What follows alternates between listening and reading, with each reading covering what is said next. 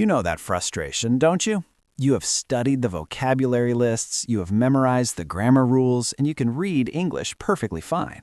But the moment you open your mouth to speak, everything slows down. You feel like your brain is buffering. You are stuck waiting for the words to load because you are busy translating every single sentence from your native language into English before you can say it.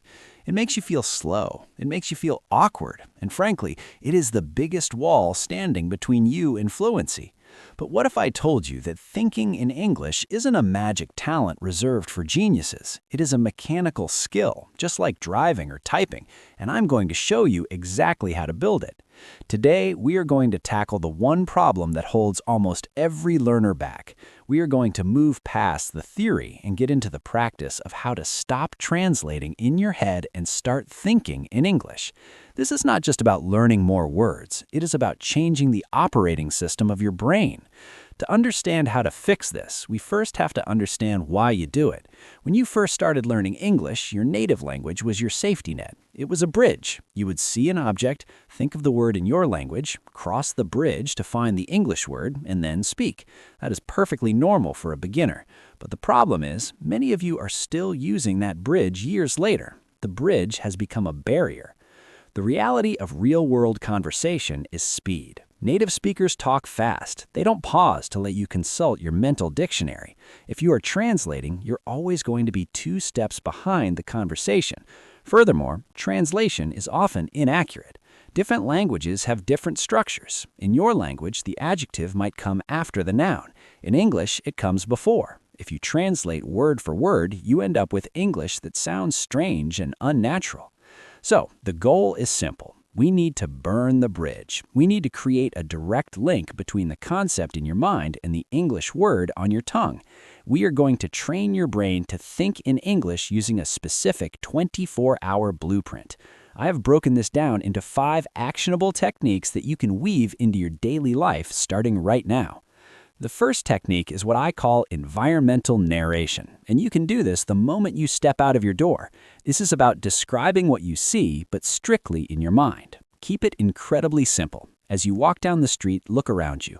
Don't look at a tree, think of the word in your language, and then translate it. Look at the object and immediately project the English word: tree, car, building, sky. Once you are comfortable with single words, start building small sentences. That is a red car. The sun is shining. That man is walking fast. You don't need to speak this out loud. In fact, it's better if you do this internally. This builds the habit of observing the world through an English lens. You are training your eyes to send data directly to your English center of your brain, bypassing your native language entirely. The second technique focuses on the future, and it is perfect for your morning routine. It is intentional planning. When you wake up, before you grab your phone and start scrolling through social media, take 60 seconds to plan your immediate future in English. Talk to yourself about what you are going to do. I'm going to make coffee. I need to brush my teeth. I have a meeting at 9 a.m. I will wear my blue shirt today. By doing this, you are practicing future tense and sentence structure in a low-pressure environment. There is no teacher correcting you, no audience judging you. It's just you and your thoughts aligning your intentions with the English language.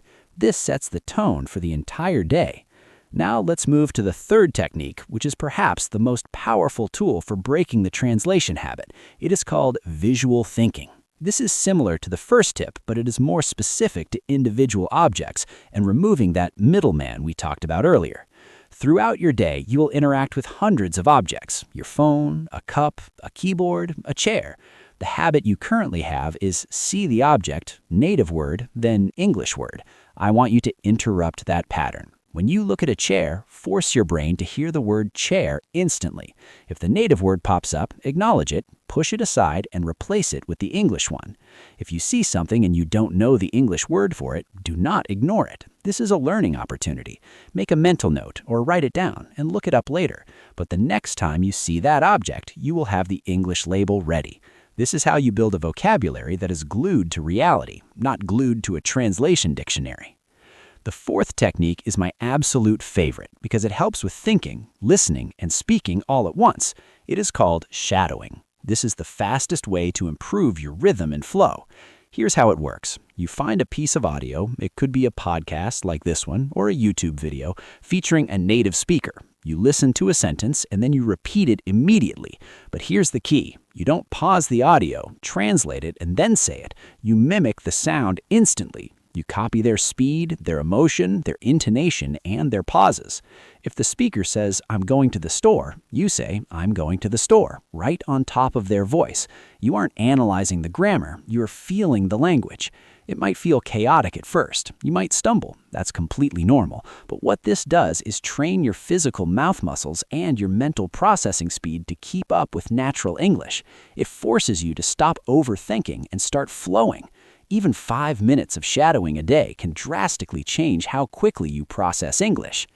The fifth and final technique brings us to the end of your day. This is the daily review. Just as we planned our day in the morning using the future tense, we are going to review our day at night using the past tense. Lie in bed, close your eyes, and replay your day like a movie, but narrate that movie in English. I woke up at 7 a.m. I went to work. I had a sandwich for lunch. I felt tired in the afternoon. I watched a movie. This exercise is crucial because it allows you to practice the past tense, which is often tricky for learners, in a relaxed state. It helps you process your memories in English. If you do this every night, you're effectively telling your brain that English is the language of your life, not just a subject you study in a classroom. Now, I want to manage your expectations. You're not going to wake up tomorrow effectively fluent after trying this once. Thinking in English is a muscle. If you go to the gym once, you won't look like a bodybuilder the next day. But if you practice these 5 simple steps every single day, narrating your environment, planning your morning, thinking visually, shadowing native speakers, and reviewing your day, you will see a change. Give it 1 week, just 1 week of consistent practice. You will find that words come to you a little faster. You will find that you aren't searching for vocabulary as desperately.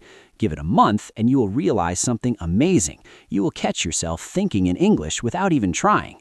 That is the moment of breakthrough. So, stop being hard on yourself for translating. It was a necessary step in the beginning, but you are ready to move past it now. You have the tools, you have the blueprint. All that is left is for you to do the work. Thank you so much for joining me today. I really hope these techniques help you unlock that fluency you have been working so hard for. If you found this guide helpful and you're ready to take your English to the next level, please make sure to hit that like button and do not forget to subscribe to English Glow. I'll see you in the next video.